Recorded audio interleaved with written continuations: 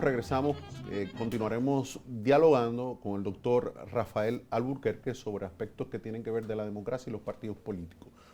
Doctor, el tema del diálogo en el Palacio Nacional, lo del discurso del presidente que no fue en el Congreso, ¿cómo usted lo evalúa? No, mira, lo del Congreso obviamente que no correspondía porque la rendición de cuentas por mandato constitucional es el 27 de febrero. Es cuando se reúne pues, la Asamblea Nacional o las cámaras conjuntas para oír la rendición de cuentas del presidente de la República. El 16 de agosto, por tradición, hay actos que se efectúan en Santiago de los Caballeros para conmemorar la restauración de la República y los legisladores escogen sus bufetes directivos. Hay siempre, pues, y este año también se hizo, una ofrenda floral en el Panteón Nacional, donde se encuentran, pues, restos de algunos de los restauradores del país, pero el presidente no rinde cuenta el 16 de agosto.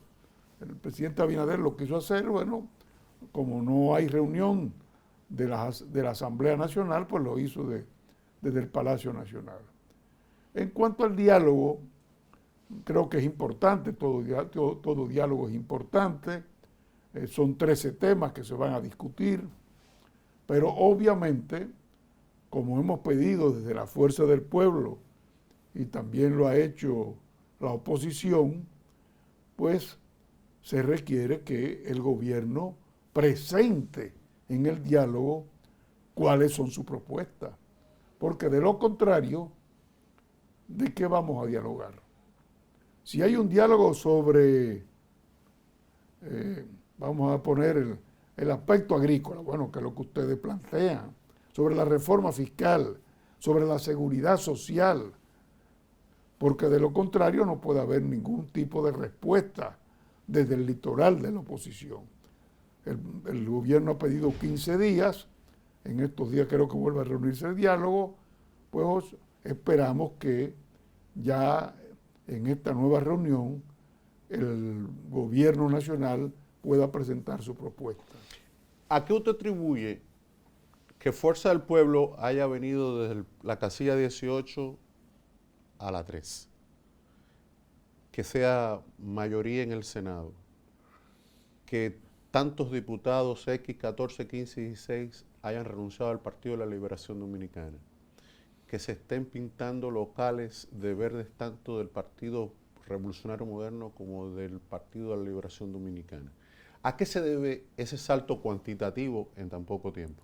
Mira, yo creo que en primer lugar a la figura del presidente Leonel Fernández. No hay duda del liderazgo de Leonel Fernández, esta misma crisis, esta misma situación sanitaria que ha degenerado en crisis económica y crisis social, pues impulsan el liderazgo de Leonel Fernández, porque mucha gente te dice, no es que Leonel conoce bien la situación, Leonel estudia la situación, plantea problemas, lo digo desde el primer momento. Esto solamente se resuelve si las grandes potencias y si los países industrializados pues van en socorro de los países subdesarrollados. Bueno, y efectivamente, en las últimas reuniones así se ha hecho y hemos visto que el Fondo Monetario Internacional ha dado ayuda a los diferentes países, incluso a la República Dominicana, con los famosos derechos especiales de giro, y solo por la ayuda de la comunidad internacional es que podemos nosotros precisamente el poder defendernos y poder salir de esta crisis generada por la pandemia. Eso por un lado. Pero por otro lado, porque en la Fuerza del Pueblo existe, pues desde el primer momento, compañeras y compañeros que están trabajando permanentemente, capacitados, preparados, sobre todo jóvenes de ambos sexos, pues que están en la calle permanentemente, recorriendo el país. En esta misma semana, ahora, fin de semana, pues Leonel Fernández ha estado en San Francisco de Macorís, pero estuvo antes en Romana, en Santiago. Entonces, es un liderazgo permanente y sobre todo, junto con ese liderazgo, para mí lo fundamental, lo primordial, ese apoyo que está recibiendo de los compañeros y de las compañeras de la Fuerza del Pueblo. Usted ha dicho públicamente, doctor, que la Fuerza del Pueblo no puede pactar con el pasado que representa el gobierno del Partido de la Liberación Dominicana que dirigió el comité político. ¿Esa es una posición que usted mantiene?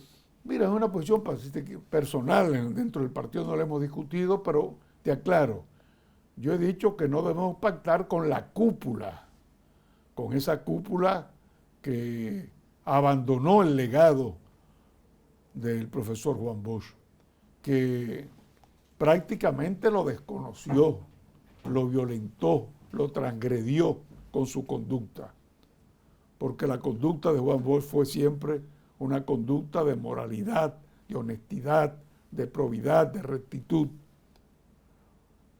con una enseñanza que fue permanente. El gobierno se va a servir y no a servirse.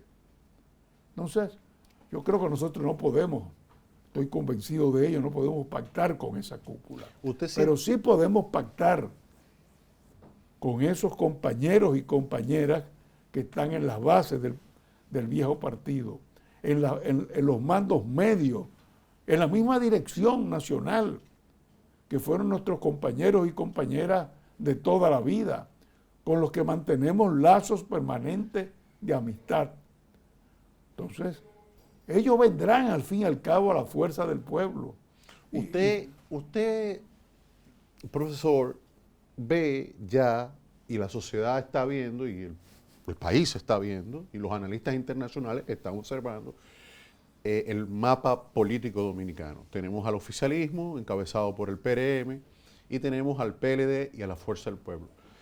Lo que nosotros observamos que el tema de la corrupción, del desgaste del PLD, del gobierno del PLD de Danilo Medina, generó mucha insatisfacción e incertidumbre entre toda la población.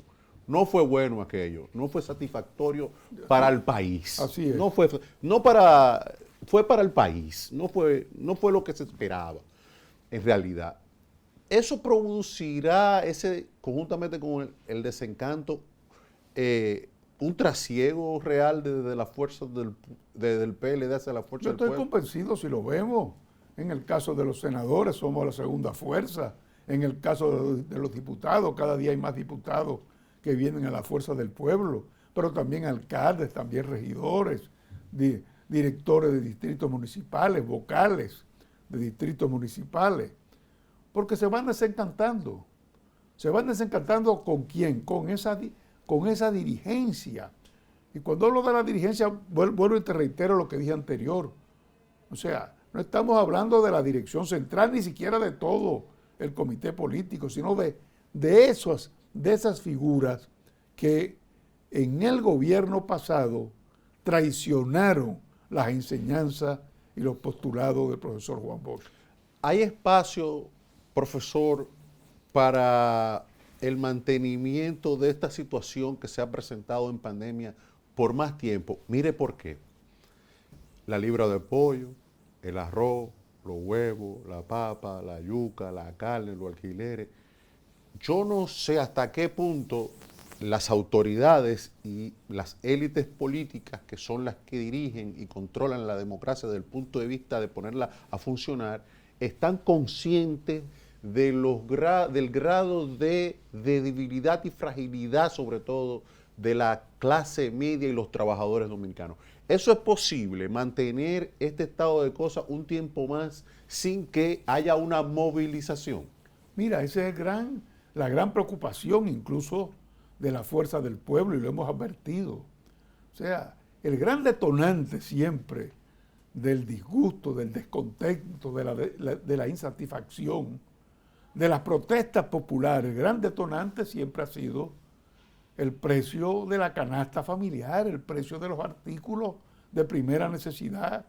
Bueno, porque un rico o una persona de clase media que tiene ahorro suficiente, lo aguanta. Dice, bueno, pues en vez de ahorrar tengo que utilizar esta parte del ahorro en comprar los alimentos. Pero yo lo oigo, las amas de casa cada vez dicen, pero esto está cada día más caro. Sobre todo porque nos acostumbramos, gracias, felizmente, nos acostumbramos a una inflación de 1%, 2%, que no se sentía. Porque yo oigo hablar, no, que el 5%, 5 o 6% para nosotros es una fuerte inflación. No es el caso de Argentina, claro, o de Venezuela. Claro. Nosotros nunca hemos sido un país de alta inflación. Solamente recordemos del 2000-2004 el escándalo que fue la inflación cuando se disparó a un 60%. Como decíamos con los supermercados, la casa del terror. Claro. Pero después que pasó el 2000-2004, esa inflación siempre fue 1-2%. Llegaba un 3% y ya nos preocupábamos. Entonces, por esa razón, hemos sido reiterativos en la fuerza del pueblo de decirle al gobierno, tienen que controlar esto.